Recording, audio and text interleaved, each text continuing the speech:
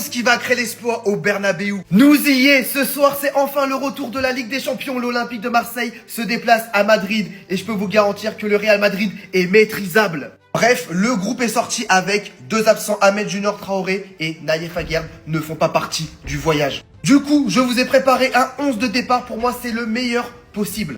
Dans les cages, ça bouge pas, le meilleur gardien de Ligue 1, Geronimo Rulli. Latéral droit, Murillo. Dans l'axe, Benjamin Pavard et Leonardo Balerdi. Personnellement, Balerdi, je lui fais confiance et je lui laisse une dernière chance. À gauche, Medina. Au milieu de terrain, Pierre-Emile Hojbjerg et Geoffrey Kondogbia. Le trio offensif, Henred Gomez en 10. Pekchao à gauche, de toute façon c'est soit lui, soit Timothy Weah. Et je vais pas vous mentir, Weah, j'en peux plus. À droite, Greenwood. Et à la pointe de l'attaque, Pierre-Emerick Aubameyang. Dites-moi vos avis sur mon 11 en commentaire. On le sait tous, ça va être un match très compliqué. Mais moi personnellement, j'ai une lueur d'espoir. J'ai vraiment hâte, mais vraiment hâte d'être ce soir. Ça va être un match de fou.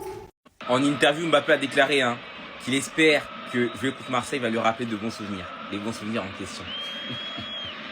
Parce que lui, quand il est fort, oh là, c'est un cauchemar, Il est sadique. Kylian Mbappé se réjouit déjà à l'idée d'affronter l'OM en Ligue des Champions. Et c'est tellement un mauvais timing pour l'OM pour affronter Kylian. Parce qu'encore, sur les 2 dernières années, étant en difficulté, d'ailleurs même sur sa dernière saison au PSG, il n'a même pas marqué lors des 2 classicos. Malheureusement pour eux et heureusement pour le Real Madrid, il est en train de revenir à son meilleur niveau. Comme Diaby l'a si bien dit, quand il est en confiance et qu'il a l'ascendant sur toi, c'est tellement un connard XPTDR. Et t'as juste à voir cette image. Quand il était encore en confiance en la saison 22-23, ou quand il était encore surdominant, il prenait un malin plaisir à s'amuser avec Balerdi. Fin d'appel en profondeur gratuit, après il rigole. Pour voir la peur dans les yeux de Balerdi. Qui d'ailleurs va être titulaire ce soir, que Aguerd est forfait. Attention à ce qu'il peut préparer ce soir à Balerdi. Attention, parce que Mbappé il marque pas mal contre l'OM quand même. C'est 10 buts en 16 matchs et 3 passes D. Parce que quand il est en confiance, il aime tellement inspirer la terreur pour ses adversaires. Il aime les voir en difficulté, galérer face à lui. Il aime les voir terrifiés. Il aime. Et juste l'année dernière, rappelez-vous, lorsqu'il a eu juste un moment de confiance sur un match contre Manchester City, rappelez-vous ce qu'il a fait à Guardiola. Des célébrations comme ça. Regardez ce que je lui ai fait. Aïe. Lui là, ce soir. Oh non, il est en jambes. C'est pas possible. Non, on attend ça avec impatience. Marseille, courage.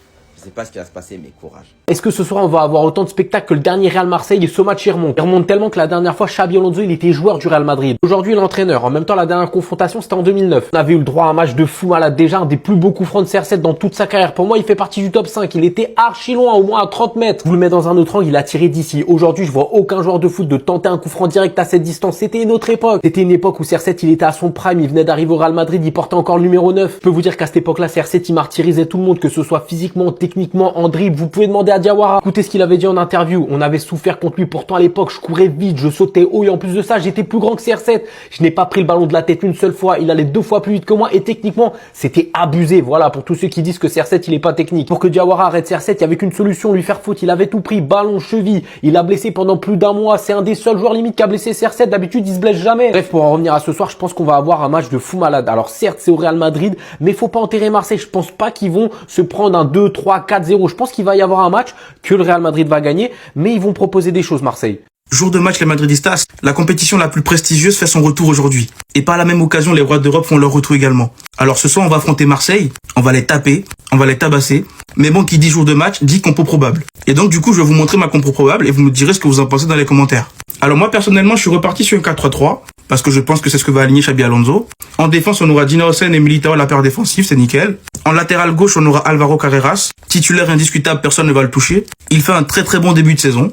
Par contre, au poste de latéral droit, je pense que Trent Alexander-Arnold va faire son retour. On ne verra pas de Dani Carvajal titulaire. On part du coup sur un milieu à 3, Tchouaméni, Valverde, Arda Güler. Vous savez à quel point je ne suis pas fan de ce milieu. À l'instant, tu m'alignes Tchouaméni et Valverde. Mais bon, je pense que c'est ce qu'on va voir. Et Arda Güler, il est sur une bonne lancée là, donc on verra bien. Et au niveau de l'attaque, pareil, une attaque à 3. En ailier gauche, on aura Rodrigo à la place de Vinicius Junior. Parce que oui, je pense personnellement que Vinicius sera sur le banc aujourd'hui. Et que Rodrigo va jouer à sa place. Bon, en 9, on aura Kylian Mbappé comme d'habitude. Qui est d'ailleurs sur une très bonne lancée également. Et à droite, on aura Mastantuono au lieu de Brahim Diaz. Pour ceux qui me connaissent, vous savez que Brahim Diaz, titulaire indiscutable, je suis pas fan. Il ne prend jamais de risque. Il est tout timide. Même s'il y en a qui me disent que Mastantuono, bon, c'est vrai qu'il y a eu quelques matchs, c'est pas très fameux. Au moins, il prend des risques. Même si quitte à prendre des risques et ne pas réussir ce qu'il a à faire, au moins il prend des risques. Donc je préfère quelqu'un qui prend des risques et qui ne les réussit pas, que quelqu'un qui n'en prend pas du tout et qui joue safe. Donc pour moi, Brahim sera sur le banc et Mastantuono sera titulaire. Et cette compo, en vrai, elle est pas mal. Vous savez que le milieu, j'ai du mal, mais en vrai, la compo, elle est bien. Elle est pas mal. Avec ça, on peut taper Marseille. Et d'ailleurs, faut les corriger. Mais sinon, dites-moi ce que vous en pensez dans les commentaires. Et surtout, pour ne rien louper, vous savez ce qu'il vous reste à faire, les gars. Abonnez-vous. 3 bonnes nouvelles à vous annoncer pour le match de demain, les Madrilènes. Numéro 1, Eduardo Camavinga is back. Numéro 2, Jude Bellingham is back. Numéro 3, Rodrigo sera toujours remplaçant demain. Oh, bout de pain, c'est de bonne guerre. Ça fait juste 195 jours que tu n'as pas marqué, c'est tout. Et puis c'est toi, t'as dit que tu voulais pas jouer à droite. Donc ne joue pas. Dans tous les cas, tu voulais partir, non? Regarde tes camarades. Voici notre 11 titulaire pour demain, pressenti contre l'Olympique de Marseille. Fede qui revient au milieu de terrain. Dani Carvajal sur sa bonne lancée, on est là pour tout éteindre. Ils étaient pressentis pour le week-end d'après, mais ils sont revenus juste pour montrer. Ça devrait même pas être autorisé d'avoir ces deux individus sur le banc des remplaçants. Et puis vous n'avez qu'à admirer la dernière story que vient de poster Vinicius Junior. Parce que bon, vous pensez qu'il est pas humain et qu'il ne voit pas vos tweets. Vini JR n'a jamais marqué contre l'OM.